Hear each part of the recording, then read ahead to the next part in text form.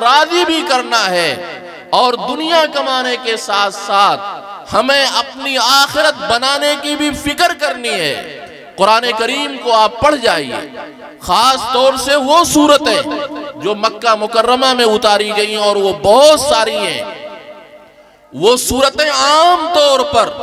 انسان کو آخرت کے بارے میں یاد دلاتی ہیں کہ جس طرح دنیا کی یہ زندگی ہے اسی طرح آخرت کی بھی ایک زندگی ہے، اور وہی زندگی ہمیشہ ہمیش باقی رہنے والی ہے۔ ایک حدیث میں جناب نبی کریم صلی اللہ علیہ وسلم نے ارشاد فرمایا، الدنیا مزرعۃ الآخرہ، کہ دنیا آخرت کی کھیتی ہے، جو دنیا میں بو گے آخرت میں وہی فصل تم کاٹو گے۔ آپ اپنے کھیت میں اگر گیہوں بوتے ہیں تو آپ سرسوں کاٹ کر نہیں لاتے، گیہوں ہی لاتے ہیں۔ آپ اپنی زمین میں اگر آم کے درخت لگاتے ہیں تو آپ کو زمین سے آم ہی ملتے ہیں، ایسا نہیں ہوتا کہ اس سے ببول کے کانٹے آپ کو ملیں۔ اور اگر آپ اپنی زمین میں ببول لگاتے ہیں تو آپ کو وہاں سے انگور اور وہاں سے آم نہیں ملیں گے۔ بویا، اردو کی مثل ہے، کہاوت ہے، بویا پیڑ ببول کا تو آم کہاں سے کھائے۔ تو آپ دنیا میں جیسے اعمال کریں گے، آخرت کے بعد، مرنے کے بعد ایک اور زندگی آپ کا استقبال کر رہی ہے، جیسا یہاں کریں گے ویسے وہاں پر ملے گا۔ اللہ رب العزت نے جگہ جگہ مثالوں کے ساتھ سمجھایا۔ اللہ نے کہا جیسے لو کا موسم آتا ہے، مئی جون کا موسم آتا ہے، زمین کی ساری ہریالی سوکھ جاتی ہے اور پیڑ پودے جھاڑ جھنکاڑ وہ گرد و غبار بن کر کے اڑنے لگتے ہیں۔ ایسے انسان بھی ایک دن جیتا جاگتا دنیا سے فنا ہو جائے گا، اور پھر جس طرح اللہ رحمت کی بارش بھیجتا ہے تو وہ زمین جو سوکھ گئی تھی، وہ زمین جس کے پودے مر گئے تھے، پھر لہلہا اٹھتی ہے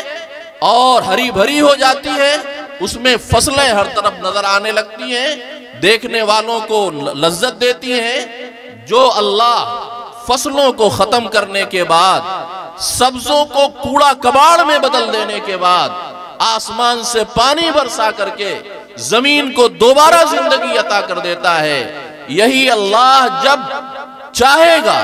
تو جو انسان پیوند خاک ہو چکے ہیں، مٹی میں مل چکے ہیں، اللہ رب العزت کہے گا اسرافیل سے سور پھونکو،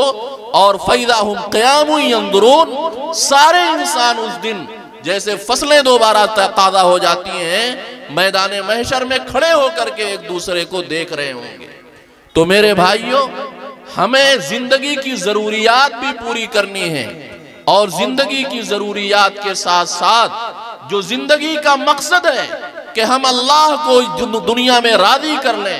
اور آخرت کی کامیابی کو حاصل کر لیں، ہمیں اس کے لیے فکر کرنی ہے، اس کے لیے تیاری کرنی ہے۔ جناب نبی کریم صلی اللہ علیہ وسلم سے پوچھا گیا، اللہ کے رسول، من اکیس الناس واحذمہم، اللہ کے رسول یہ بتائیے کہ دنیا میں سب سے زیادہ سمجھدار اور ہوشیار انسان کون ہے؟ وہ کون ہے جس کو سب سے بڑا عقل مند قرار دیا جائے؟ تو جناب نبی کریم صلی اللہ علیہ وسلم نے فرمایا، اکثرہم ذکرا للموت و استعدادا لہ، اکثرہم ذکرا للموت و استعدادا لہ، ذہبوا بشرف الدنیا والآخرہ، کہ اللہ کا جو بندہ اپنی موت کو زیادہ یاد رکھتا ہے اور موت کے بعد آنے والی زندگی کے لیے تیاریوں میں جٹا ہوا ہے، وہی انسان اس دنیا میں سب سے ہوشیار ہے،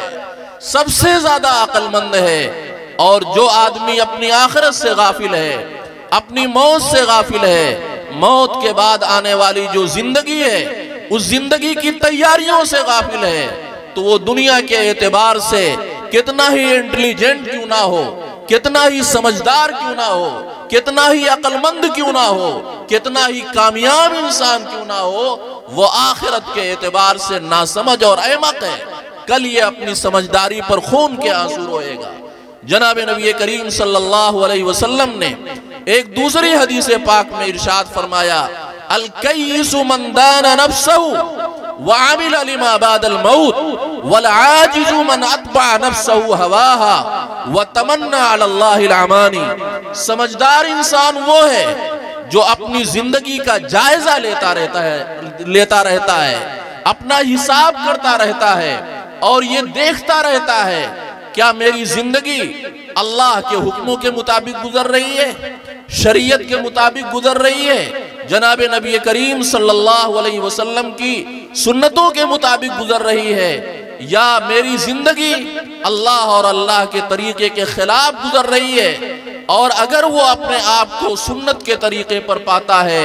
اللہ کے طریقے پر پاتا ہے تو شکر بجا لاتا ہے، اور اگر دیکھتا ہے کہ اس کے قدم بھٹک رہے ہیں تو اپنے آپ کو سنبھالنے کی کوشش کرتا ہے۔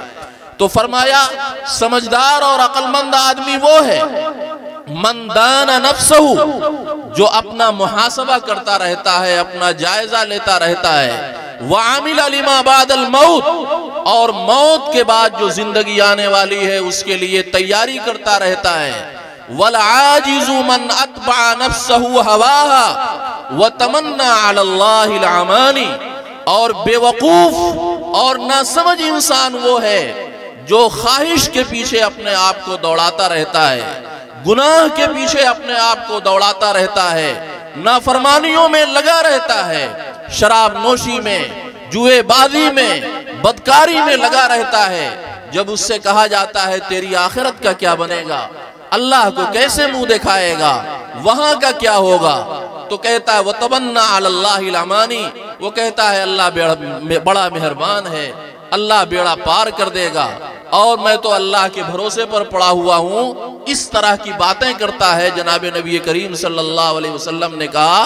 یہ احمق اور ناسمجھ انسان ہے۔ ایک اور حدیث پاک میں جناب نبی کریم صلی اللہ علیہ وسلم نے فرمایا لوگو الا ان الدنیا عرض حاضر یاکل منہ البر والفاجر، لوگو کان کھول کر کے سن لو، یہ دنیا ایک نقد سودا ہے، یہاں کا نفع نقصان آدمی کو دیکھنے کو جلدی مل جاتا ہے۔ وَإِنَّ الْمَوْتَ لَأَجَلٌ صَادِقٌ وَإِنَّ الْآخِرَةَ لَأَجَلٌ صَادِقٌ، اور اس زندگی کے بعد ایک اور زندگی آنے والی ہے جو ایسے ہی سچی ہے جیسے یہ زندگی سچی ہے، جو ایسے ہی حقیقت ہے جیسے یہ زندگی حقیقت ہے۔ قرآن کریم میں فرمایا گیا اِنَّهُ لَحَقٌ مِثْلَ مَا أَنَّكُمْ تَنْطِقُونَ، کہ جس طرح میں اس وقت بول رہا ہوں، کوئی مجھ سے لاکھ یہ کہے کہ آپ بول نہیں رہے ہیں، میں لاکھ لوگوں کو جھٹلا دوں گا اور کہوں گا میں بول رہا ہوں، یہ سچ ہے، یہ حقیقت ہے۔ اللہ نے کہا جیسے بولتے ہوئے انسان کو اس بات پر یقین ہوتا ہے کہ وہ بول رہا ہے، ایسے قیامت کا آنا بھی یقینی اور برحق اور سچ ہے۔ تو فرمایا ان الدنیا عرض حاضر، دنیا ایک نقد سودا ہے، یاکل منہ البر والفاجر، دنیا سے نیک بھی فائدہ اٹھاتا ہے اور بدکار اور نافرمان بھی فائدہ اٹھاتا ہے۔ کُلًّا نُمِدُّ هَؤُلَاءِ وَهَؤُلَاءِ مِنْ عَطَاءِ رَبِّكَ وَمَا كَانَ عَطَاءُ رَبِّكَ مَحْظُورًا، لوگو دنیا میں اللہ کی عطا، اللہ کی روزی سب کو ملتی رہتی ہے، وہ فرما بردار ہو یا نافرمان ہو، سب کو اللہ نے اپنا دروازہ رزق کا کھولا ہوا ہے۔ لیکن فرمایا وَإِنَّ الْآخِرَةَ لَأَجَلٌ صَادِقٌ، ایک وقت وہ آئے گا جب میدان محشر برپا ہو جائے گا اور وہ آنے والی چڑھتے ہوئے سورج کی طرح آنے والی ایک سچائی اور ایک حقیقت ہے۔ آگے فرمایا یقضی فیہا ملک قادر، اس دن ایک ایسا حاکم تمہاری زندگی کا اور تمہارے لیے کامیابی اور ناکامی کا، جنت اور جہنم کا فیصلہ کرنے کے لیے بیٹھے گا جس کی پکڑ سے کوئی بھاگ نہیں پائے گا۔ یاخذ اخذ عزیز مقتدر، وہ جب پکڑتا ہے تو پورے کنٹرول کے ساتھ پکڑتا ہے، اس کی پکڑ سے کوئی باہر نہیں آتا۔ جناب نبی کریم صلی اللہ علیہ وسلم نے فرمایا لوگو لکل منہما بنون، الدنیا مرتحلۃ ذاہبہ والآخرۃ مرتحلۃ قادمہ ولکل منہما بنون فَإِن تَسْتَطِيعُوا أَن أَلَّا تَكُونُوا مِن بَنِي الدُّنْيَا فَافْعَلُوا، لوگو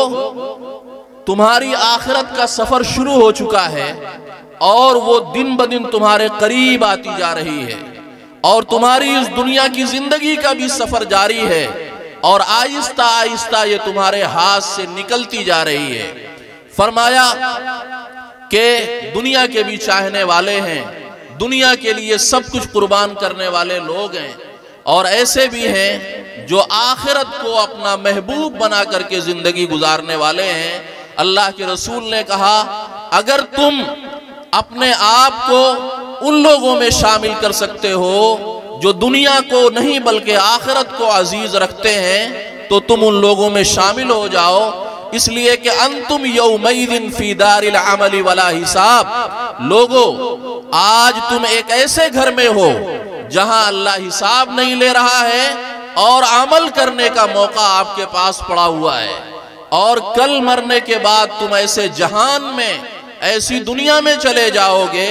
جہاں ایک مرتبہ سبحان اللہ کہنے کا ثواب اپنے نامہ اعمال میں شامل کرنا چاہو گے تو تمہیں موقع نہیں دیا جائے گا، اور وہاں تو تمہیں اپنے اعمال کا حساب دینا پڑے گا۔ انسان گھبرا کر کہے گا ربنا ابصرنا وسمعنا، ربنا ابصرنا وسمعنا فرجعنا نعمل صالحا انا موقنون، اے اللہ ایک بار اور موقع دے دے، ہم نے اپنی آنکھوں سے قیامت کو دیکھ لیا، تیرے دربار کو دیکھ لیا، تیری جنت اور جہنم کو دیکھ لیا، اب یقین آ گیا، ایک بار موقع دے دیجئے، ہم دنیا میں جائیں گے تو اچھا عمل کر کے آئیں گے،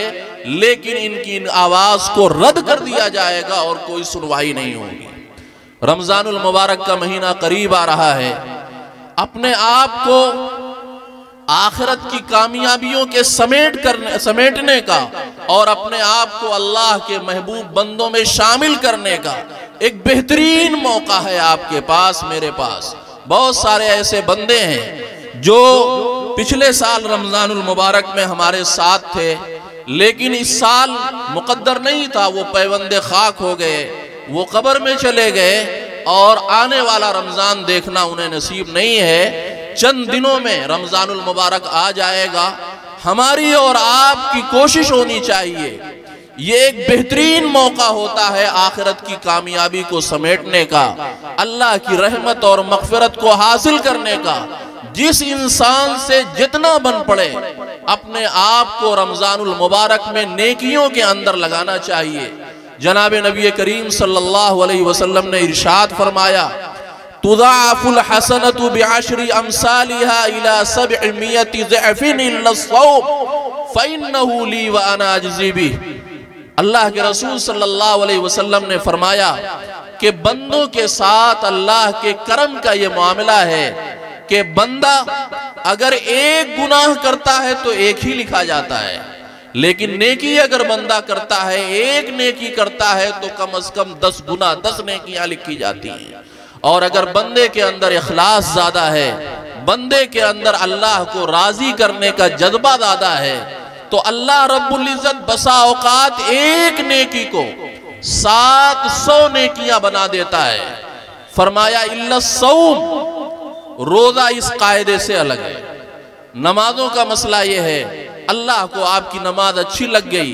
ایک فرض آپ نے پڑھا تو اللہ 10 نمازوں کا ثواب دے سکتا ہے، 5 نمازوں پر 50 نمازوں کا ثواب دے سکتا ہے، اور آپ کی نماز اللہ کو زیادہ پسند آئی، آپ کا صدقہ اللہ کو زیادہ پسند آیا، تو اللہ رب العزت آپ کو 1 روپیہ صدقہ کرنے کا ثواب 700 روپیہ صدقہ کرنے کے برابر دے سکتا ہے۔ لیکن فرمایا الا الصوم، روزہ اس قاعدے سے الگ ہے۔ فَإِنَّهُ لِي وَأَنَا أَجْزِي بِهِ، اللہ کہتے ہیں کہ روزہ خالص میرے لیے ہے۔ کیا مطلب؟ نماز بھی تو اللہ کے لیے ہے، صدقہ بھی تو اللہ کے لیے ہے، پھر اللہ نے یہ کیوں کہا روزہ صرف میرے لیے ہے؟ نماز جب ہم پڑھتے ہیں تو ہو سکتا ہے ہمارے اندر اللہ کے علاوہ کسی اور کو خوش کرنے کا جذبہ بھی ہو، صدقہ خیرات اگر ہم کرتے ہیں تو ہو سکتا ہے کہ ہمارے اندر صدقہ خیرات کرنے سے اللہ کو خوش کرنے کے علاوہ کسی اور کے خوش کرنے کا جذبہ ہو، لیکن روزہ ایک ایسی عبادت ہے جس کو یا تو بندہ جانتا ہے یا تو اس کا مولا جانتا ہے۔ دن میں کتنے ایسے موقع آتے ہیں جب انسان بالکل تنہا ہوتا ہے، تنہا کمرے میں ہے، فریز رکھی ہوئی ہے، اس میں ٹھنڈی بوتل بھی ہے، پیاس سے تڑپ رہا ہے، لیکن ایک قطرہ کوئی دیکھنے والا نہیں ہے، لیکن ایک قطرہ وہ پانی کا اپنے حلق سے نیچے نہیں اتارتا۔ اور کیوں نہیں اتارتا؟ اللہ نے کہا کوئی نہیں دیکھ رہا ہے، لیکن میں دیکھ رہا ہوں، اس کا احساس ہے کہ اللہ دیکھ رہا ہے، اور اس وجہ سے وہ پانی نہیں پیتا۔ تو روزہ محض وہی آدمی رکھ سکتا ہے جس کو اس بات کا یقین ہو کہ اللہ مجھے دیکھ رہا ہے، اور جس کو یہ یقین نہیں ہوگا وہ اپنے گاؤں سے ہٹ کر ذرا دور چوراہے پر کسی ایسے ہوٹل پر جہاں پردہ وردہ لگا ہو، اپنی ٹوپی کرتا اتار کر کے دوسرے حلیے میں جا کر کے وہ کچھ نہ کچھ کھا لے گا۔ لیکن جس کے اندر اللہ کا خوف ہوگا وہ سچائی کے ساتھ روزہ رکھے گا۔ اللہ نے کہا روزے دار چونکہ میرے ہی رضا کے لیے روزہ رکھتا ہے، اس لیے روزے کا ثواب میں اسے اپنے ہاتھوں سے دوں گا۔ اگر کسی کو ملک کا وزیر اعظم، پردھان منتری یا صدر جمہوریہ کوئی ایوارڈ دے دے تو خوشی سے اس کا تذکرہ کرتا رہتا ہے۔ کل ہم جس بستی میں تھے اس میں ایک ماسٹر صاحب تھے جن کو صدر جمہوریہ نے ان کی خدمات پر ایک ایوارڈ دے رکھا ہے، تو بار بار وہ اس کا تذکرہ کرتے تھے اور خوش ہوتے تھے تذکرہ کر کے، اور کہتے تھے صدر جمہوریہ کی طرف سے جو خط مجھے ملا تھا، دعوت نامہ ملا تھا کہ آپ آئیں اور آپ کو ایوارڈ دیا جائے گا، میں نے وہ بھی سنبھال کر کے رکھا ہے تاکہ میرے آنے والی نسلیں اور پوتے بھی اسے دیکھتے رہیں۔ ملک کے صدر جمہوریہ نے ایوارڈ دیا ہے تو اس کی یہ قدر و قیمت ہے۔ کائنات کا مالک یہ کہہ رہا ہے روزہ ایسی عبادت ہے جس کا بدلہ میں اپنے ہاتھوں سے دوں گا۔ واقعہ یہ ہے اگر اس بات پر سچا یقین ہو تو آدمی مارے خوشی کے جھوم جائے گا کہ اللہ رب العزت قیامت کے دن تمام انسانوں کے سامنے مجھ کو کتنا بڑا اعزاز دینے والا ہے۔ اسی طریقے سے رمضان المبارک میں اللہ رب العزت نے یہ ارشاد فرمایا کہ عام دنوں میں اللہ رب العزت کا معاملہ یہ ہے کہ اللہ ایک نیکی، رمضان المبارک میں اللہ کا معاملہ یہ ہے کہ عام دنوں میں فرض پر جو ثواب دیتا ہے رمضان المبارک میں نفل پر وہ ثواب دیتا ہے۔ من تقرب فیہ بخصلۃ من الخیر کان کمن عدى فریضۃ فیما سواہ ومن عدى فیہ فریضۃ کان کمن عدى 70 فریضۃ فیما سواہ۔ عام دنوں میں فرض پڑھنے پر جو آپ کو ثواب ملتا ہے، آپ رمضان المبارک میں نفل پڑھتے ہیں تو اللہ نفل پڑھنے پر وہ ثواب دیتا ہے۔ اور فرمایا کہ اگر بندہ فرض ادا کرتا ہے تو ایک فرض ادا کرنے پر بندے کو 70 فرض کے برابر ثواب دیا جاتا ہے۔ کیا نصیب اللہ اکبر لوٹنے کی جائے۔ اگر واقعی ہمیں اللہ کے رسول کی باتوں پر یقین ہو تو ہم اپنے آپ کو اس رمضان المبارک میں ہر طرف سے خالی کر کے اور عبادتوں کے لیے وقف کر دیں۔ اور پھر رمضان المبارک میں ایک ایسی رات رکھی گئی ہے جو آپ جانتے ہیں جس کو شب قدر کہا جاتا ہے، عربی میں لیلۃ القدر کہا جاتا ہے۔ اللہ رب العزت نے قرآن کریم میں فرمایا فیہ لیلۃ خیر من الف شہر کہ رمضان المبارک میں ایک رات ایسی ہے جو 1000 راتوں سے 1000 مہینوں سے بہتر ہے۔ 1000 مہینے کے 84 سال ہو جاتے ہیں۔ اس تنہا ایک رات میں اگر انسان اللہ کے سامنے نفلوں کے اندر کھڑا ہو جائے،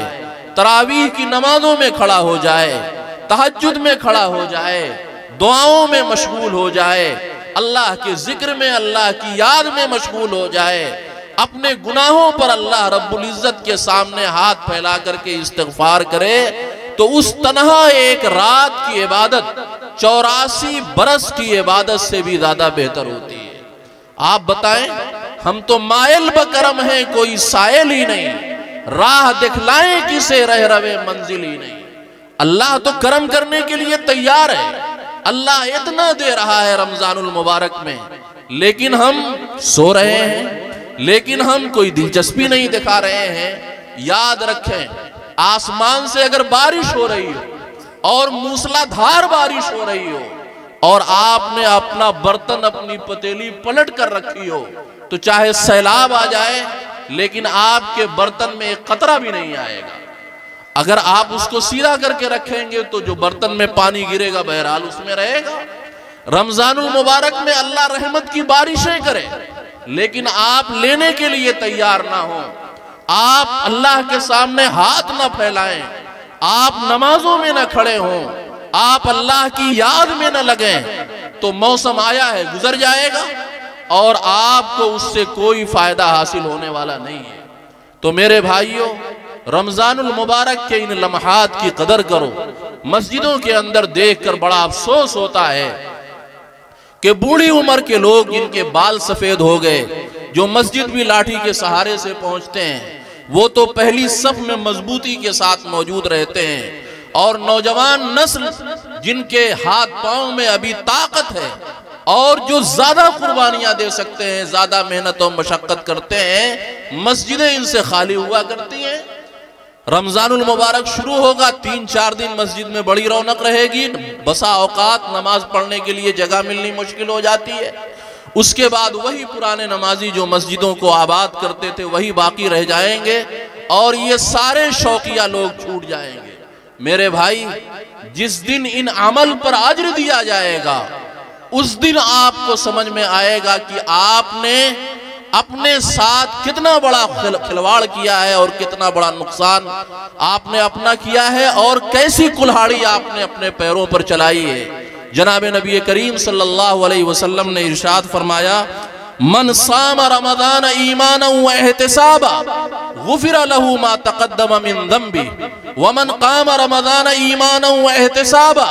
غفر له ما تقدم من ذنبه ومن قام لیلۃ القدر ایمانا و احتسابا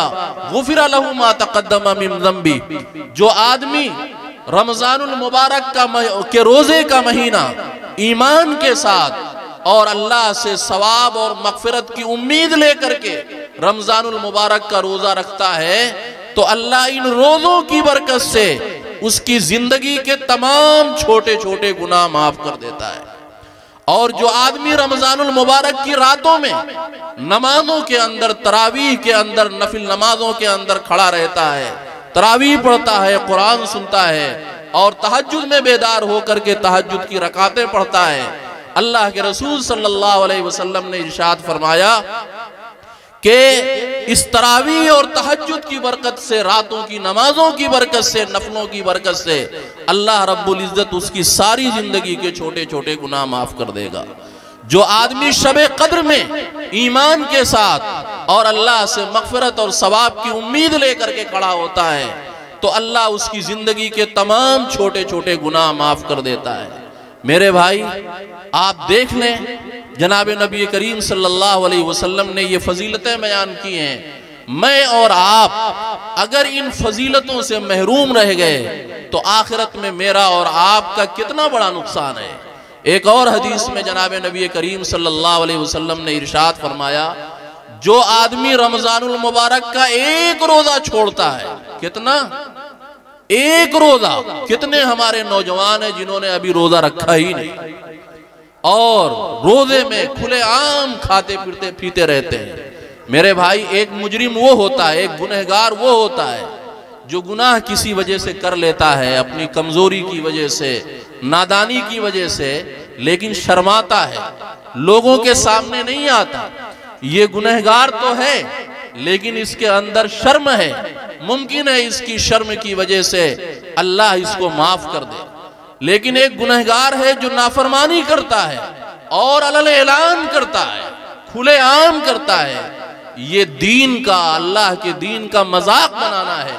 اللہ کی رحمت کو غصہ دلانا ہے۔ بہت زیادہ اندیشہ اس بات کا ہے کہ ایسے لوگوں پر اللہ کی سخت پکڑ ہو۔ میں عرض یہ کر رہا تھا، جناب نبی کریم صلی اللہ علیہ وسلم نے ارشاد فرمایا،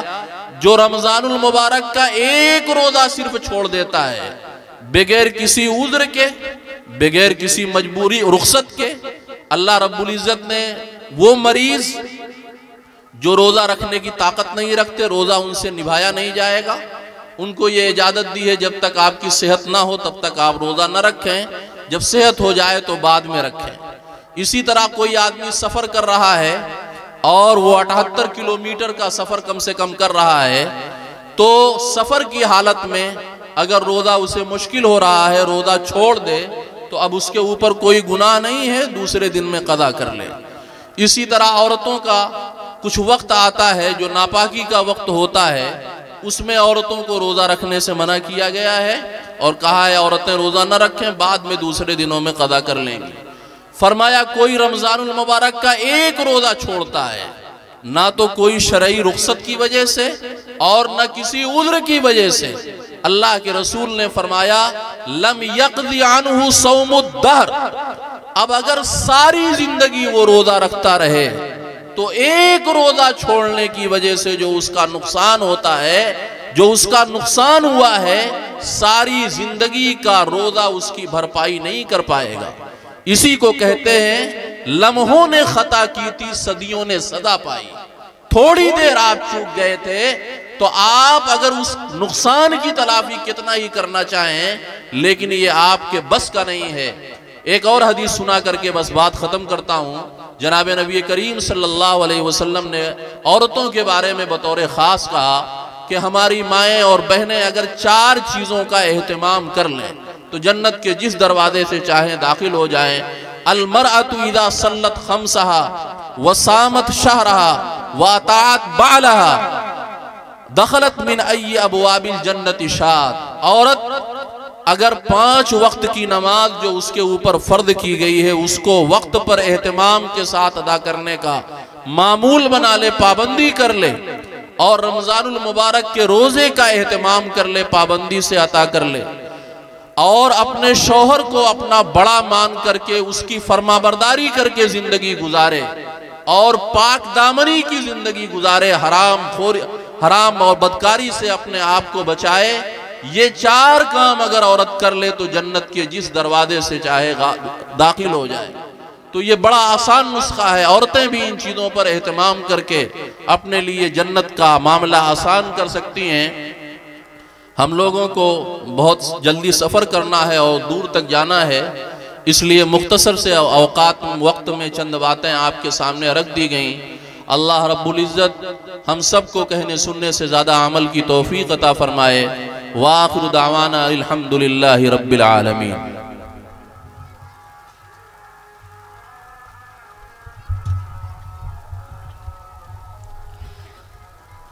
ماشاءاللہ مفتی صاحب نے بڑے اچھے انداز میں اصلاح معاشرہ کے سلسلے میں اور رمضان کے حوالے سے چند باتیں ہمارے سامنے پیش کی۔